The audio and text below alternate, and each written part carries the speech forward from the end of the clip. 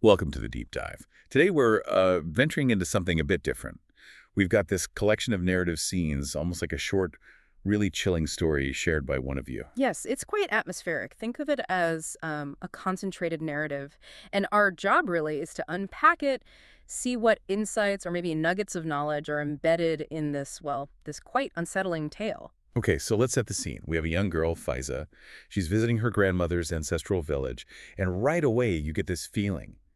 It's steeped in history, but maybe something more. hmm The descriptions paint a picture, this old house, a dusty courtyard, and crucially, right in the middle of things, there's a well. But it's covered with a heavy wooden plank. Yeah, that covered well. It jumps out immediately, doesn't it? It really does. And Faiza, naturally, she's curious. But her grandmother gives this really stark warning, something like, some things are better left buried. Especially the ones that come back. Oof, exactly. That line just hangs there, doesn't it? Sets up this immediate sense of foreboding.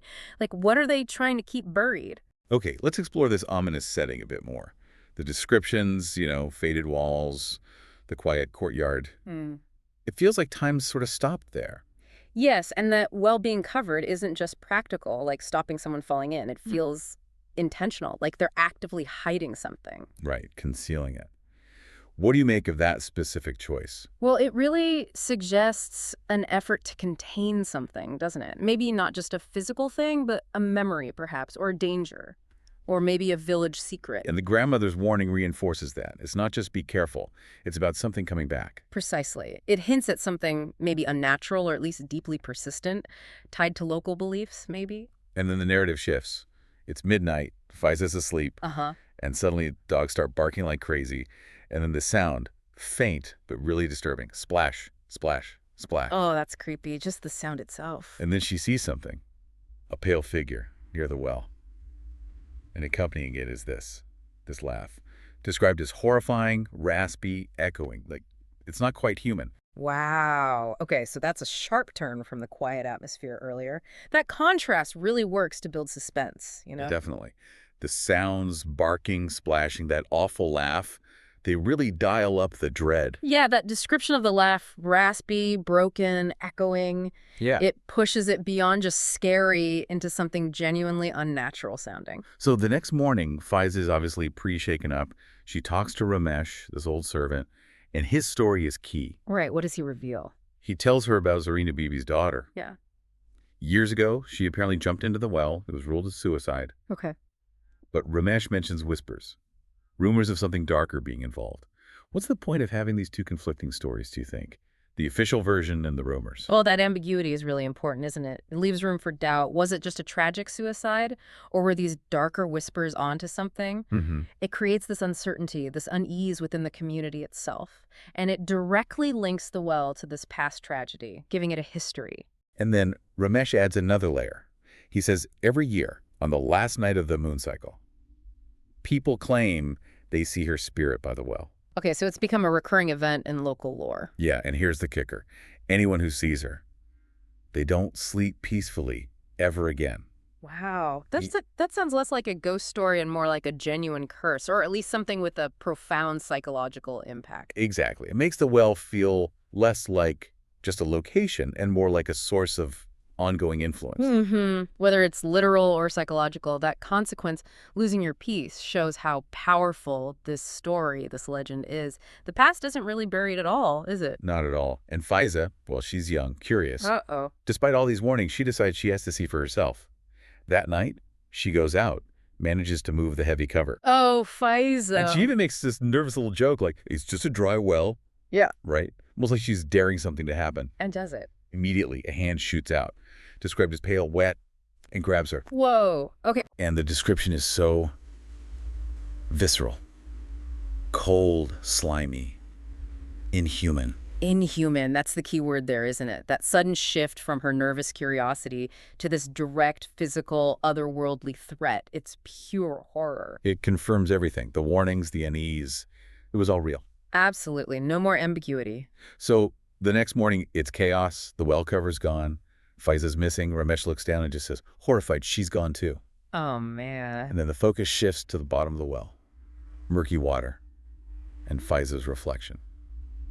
But it's wrong. How so? Her eyes are pitch black, and she's smiling, with that same eerie, raspy laugh they heard before. Okay, that image, that's deeply unsettling. The familiar face made utterly alien. Right. What do you think that signifies, that reflection? It's classic uncanny valley territory. It suggests whatever took her hasn't just trapped her, it's corrupted her, possessed her, changed her essence somehow. It's the black eyes, the smile. It's like something malevolent is looking back using her face. Precisely. It throws her very identity into question. What is that looking back from the water? Then another figure enters the scene, Zarina Bibi, the mother of the girl who died years ago. Now she's an old woman. Ah, okay. And she arrives and asks the grandmother this question, almost like she already knows the answer. She opened the well, didn't she? Wow. That implies this isn't the first time. Like, she understands the well's pattern. Exactly. And her explanation is even more ominous. She says, Faiza now belongs to them, the ones who wait beneath the water. Them, plural. So it's not just her daughter's spirit. Apparently not.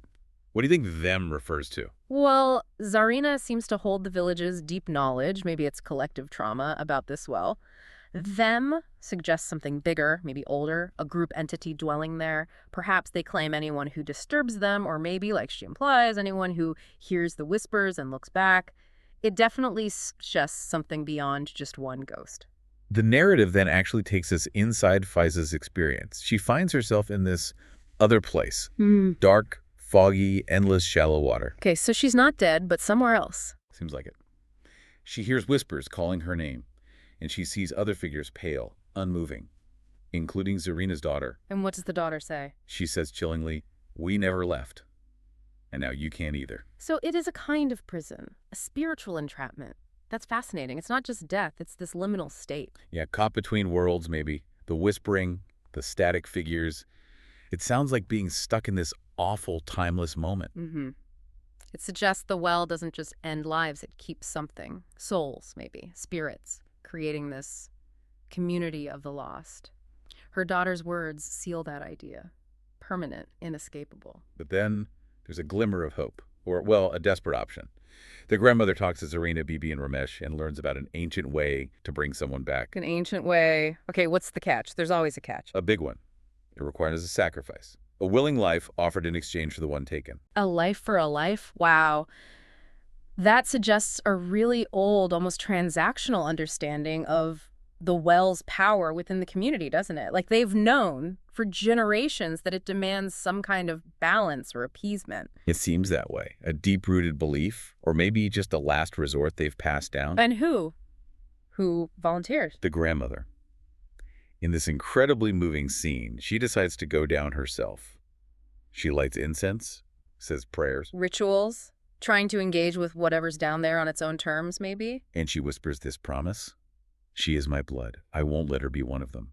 Then she descends. She hears the laughter, the whispers, and then silence. Oh, wow. That's powerful. Her love for Faiza, her determination to break the cycle, even at the ultimate cost. It's the emotional heart of the whole thing, really. That act of selflessness. The silence afterwards is just heavy. Absolutely. Amplifies the dread and the finality of her choice. So the next morning, Faiza is found near the well. Unconscious but alive. She's back, but it's Yeah. at the grandmother. Gone.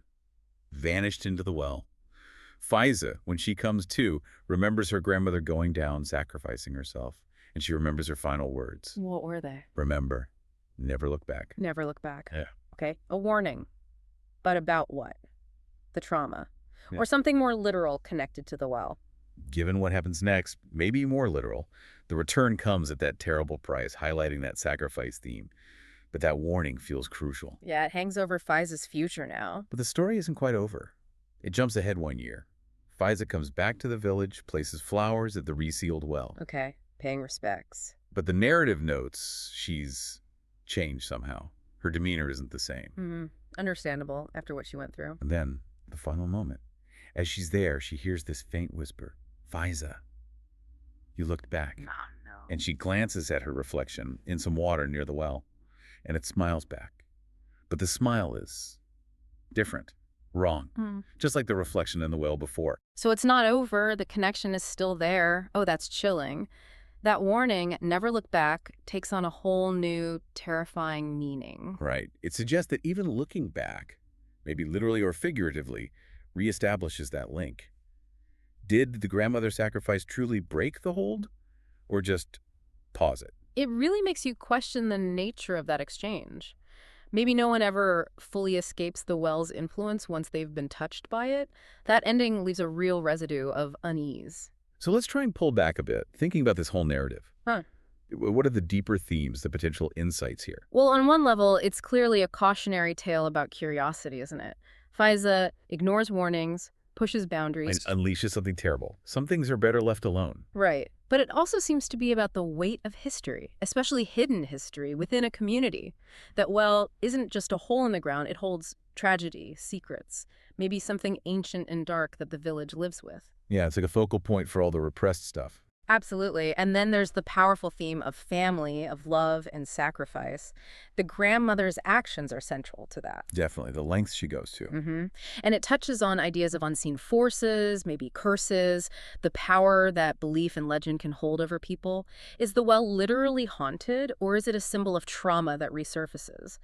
The story leaves that a little ambiguous, which is effective. And the storytelling itself is just really well done. It builds suspense so effectively, using sounds, descriptions that hand the laugh, the reflection that gets under your skin. It really does. The pacing, the slow reveals, the way it uses familiar horror tropes but gives them a specific cultural feel, perhaps.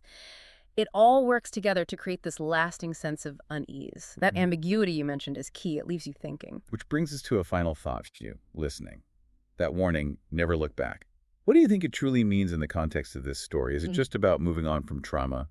Or is it something more literal, more sinister, tied to the well itself, especially given that ending? hmm It makes you wonder about the hidden histories, the covered wells, perhaps, in our own communities or even families.